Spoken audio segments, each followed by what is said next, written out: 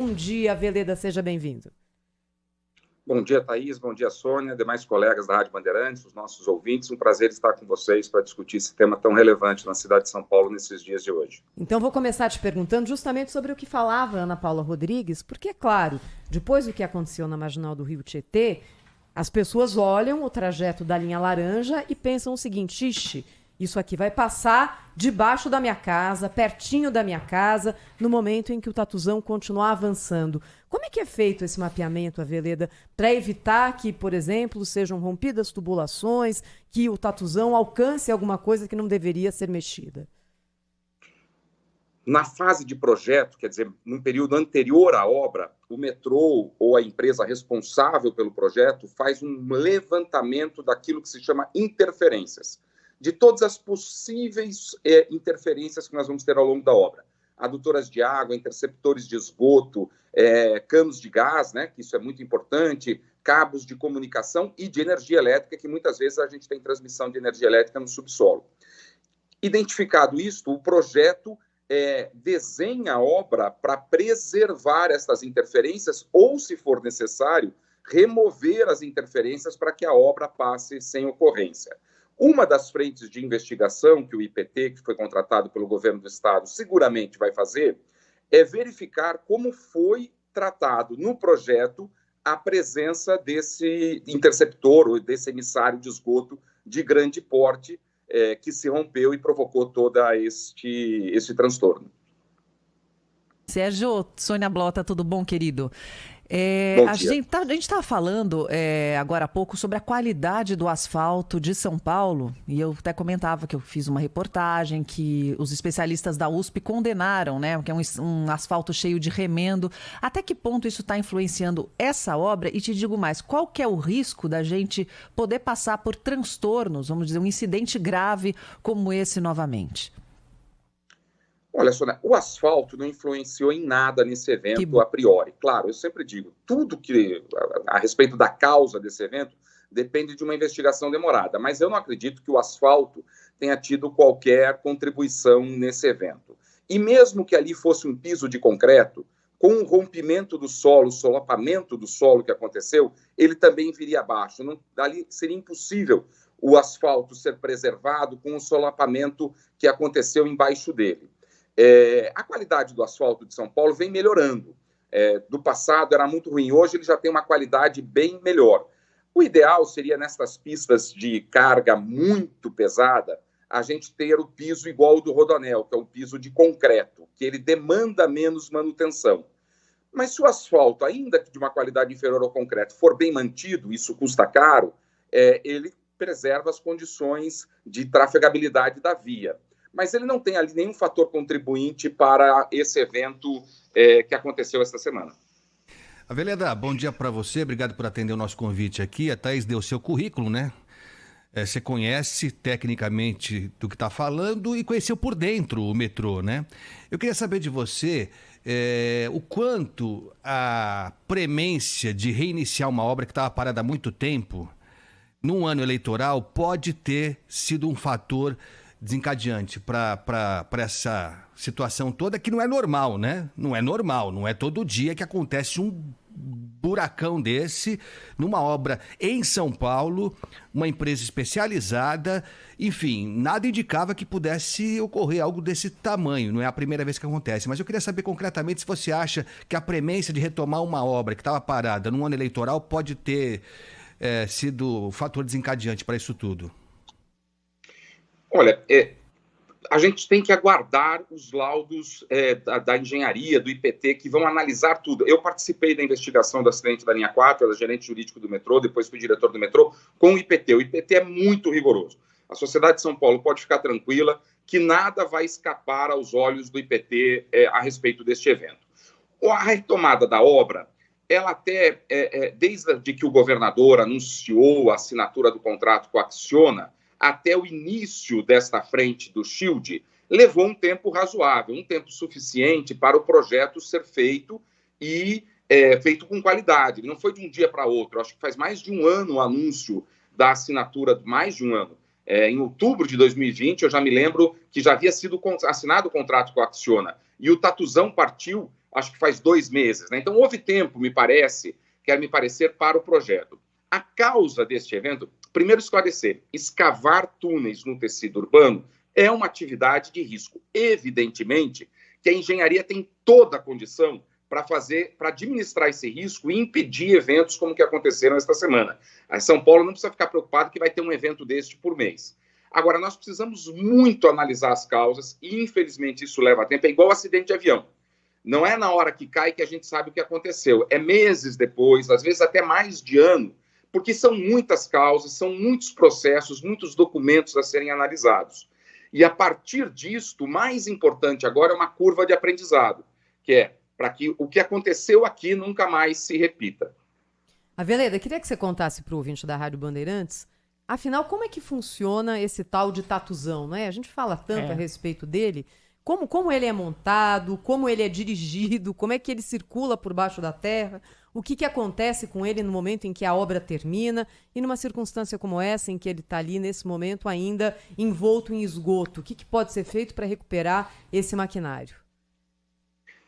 Thaís, essa é uma máquina fascinante. É uma coisa genial o que essa máquina faz. Ela é uma máquina de mais de 100 metros de comprimento.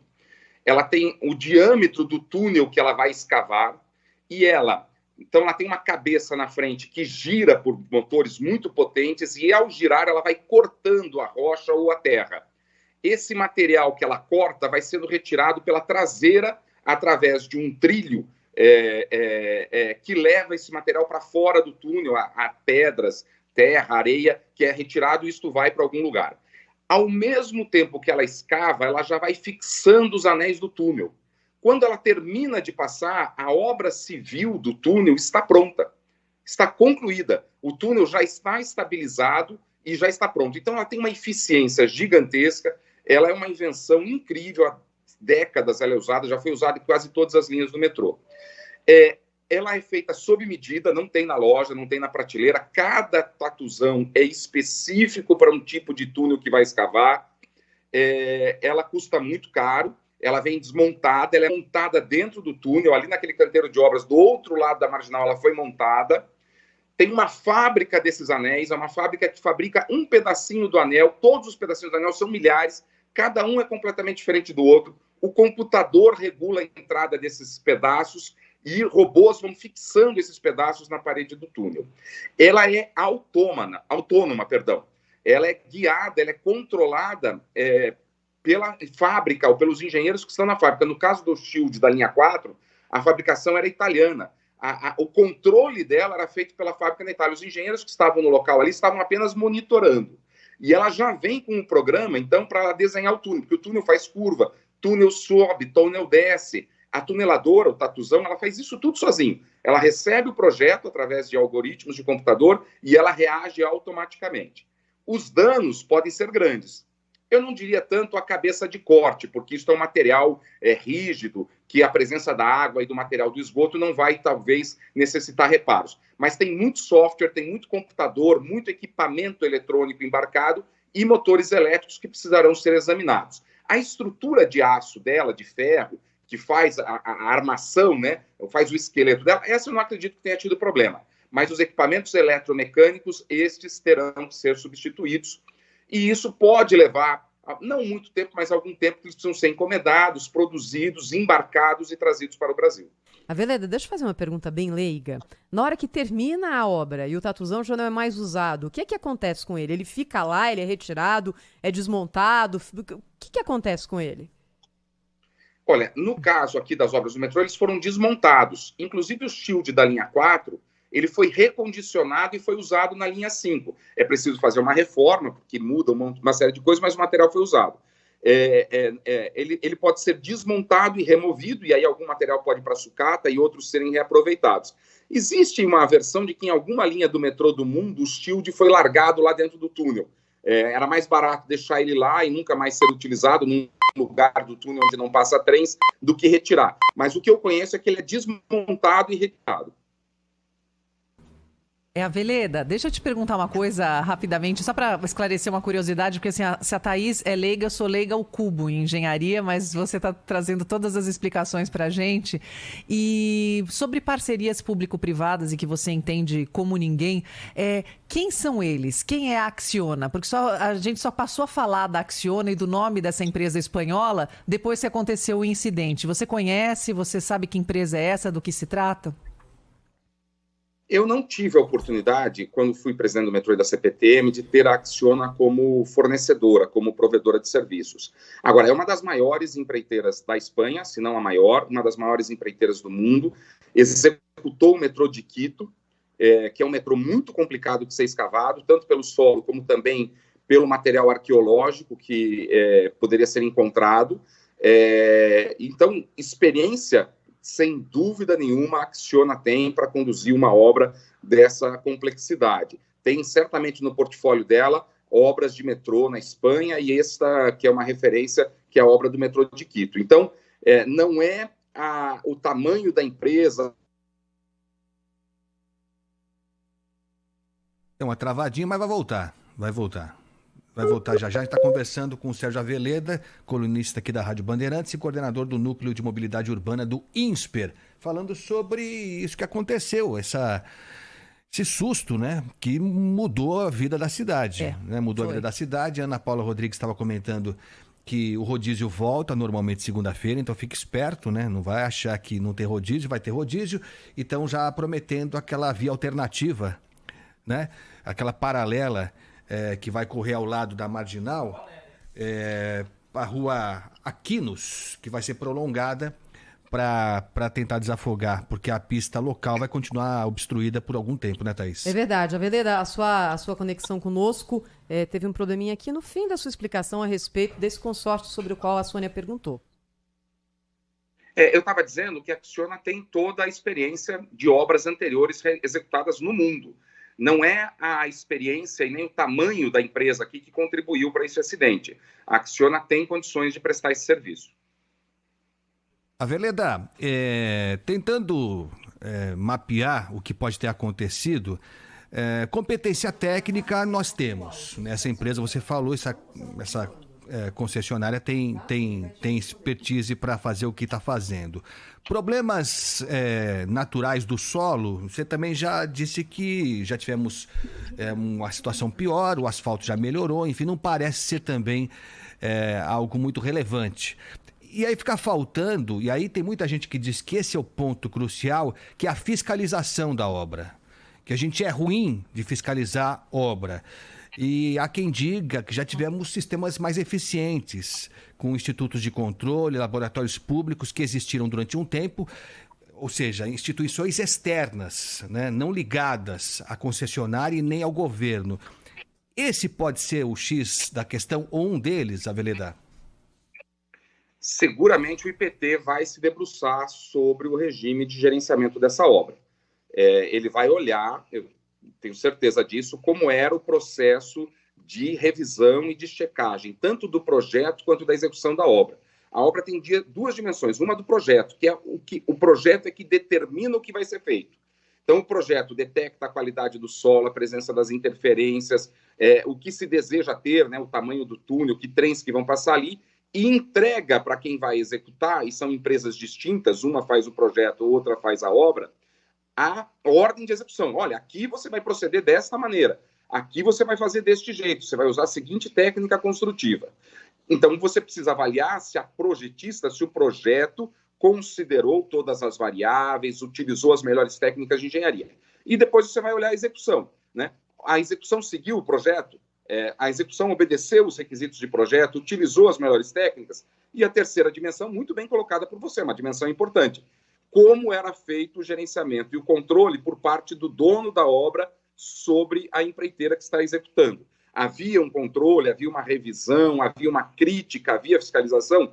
Isso seguramente serão perguntas, essas serão seguramente perguntas que serão respondidas pelo IPT. Sérgio Aveleda tem mais uma pergunta para a gente encerrar a nossa conversa, que é a seguinte. Você contou para o nosso ouvinte que essa empresa é uma empresa italiana e que a obra... Espanhola. Espanhola, perdão. E que o percurso do Tatuzão não é coordenado por aqui, é coordenado por essa empresa de fora. E aí me ocorreu o seguinte, nós tivemos um grande impacto sobre as grandes empresas de engenharia nacional, empreiteiras, depois da Operação Lava Jato. Algumas delas diminuíram, outras até deixaram de operar, outras ainda têm impedimentos legais para prestar serviço para o poder público. Isso impactou muito, por exemplo, obras grandes, como a construção de uma linha inteira do metrô? Impactou. O Brasil tinha uma grande indústria de engenharia que, inclusive, disputava contratos no mundo todo, né? Essas empresas, que eram as empresas da engenharia nacional, elas estavam disputando contratos na Europa, nos Estados Unidos, na América Latina, e elas perderam toda a capacidade financeira e até técnica, porque perderam muitos profissionais de executar. Então, o Brasil perdeu uma capacidade de engenharia relevante para a execução de obras de alta complexidade como esta, que é escavar um túnel de metrô numa cidade como São Paulo. Sérgio Aveleda, nosso colunista aqui na Rádio Bandeirantes, volta segunda-feira no Jornal Gente com a coluna Smart Cities, aí falando sobre soluções, sobre decisões que as cidades tomam que melhoram a vida dos seus cidadãos. Obrigada, viu, Aveleda? Bom fim de semana, até segunda. Obrigado a vocês, bom trabalho, bom fim de semana, tudo de bom aí.